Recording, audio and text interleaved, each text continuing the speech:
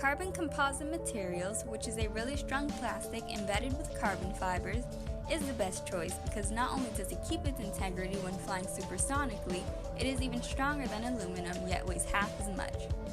Aluminum alloys are very lightweight and strong, which sounds perfect for the airframe of a plane.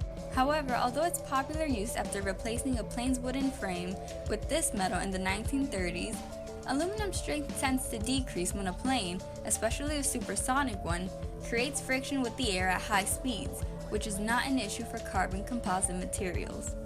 Aluminum is sensitive to tension loads and not nearly as flexible as carbon composites.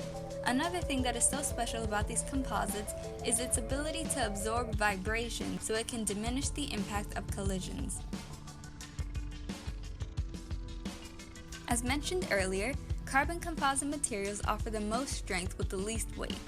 Composite materials are specifically ideal for the wing skin because of its flexibility, and has been growing in popularity since the mid-1970s. Although these carbon composite materials aren't exactly perfect, since when they do break they don't show signs of breaking before failure. Either way, it is a much better option than steel, because steel is not only 70% heavier than composites, but it also attracts lightning strikes and corrodes easily.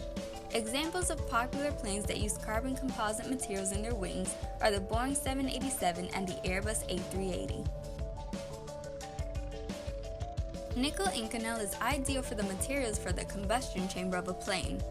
The combustion chamber is where air is sprayed with fuel, then ignited, and then finally burnt. The perfect metal is needed here since temperatures can reach 1800 degrees Celsius. Inconel is special due to its ability to form a thick oxide layer when heated to protect it from further attack, helping it retain more strength over a longer period of extreme temperatures. Steel in such case would begin to form imperfections in its surface, which would diminish its strength. Fires have caused about 20% of all aircraft carrier accidents. Halogens, which are any of the elements found in Group 17 in the periodic table, can be found in things like cushions and cables. However, it has been found that using halogen-containing materials for the interior of a plane is a terrible idea, because not only does it corrode materials inside of a plane, it can also release toxic fumes like hydrogen fluoride, which causes respiratory irritation. Polyphosphazines, a rubber embedded with phosphorus and nitrogen bonds, is actually the best for things like aircraft seat cushions because it has a low fuel value and low heat release. These special rubbers are very expensive though, so we are still looking for a very similar material with a lower price tag.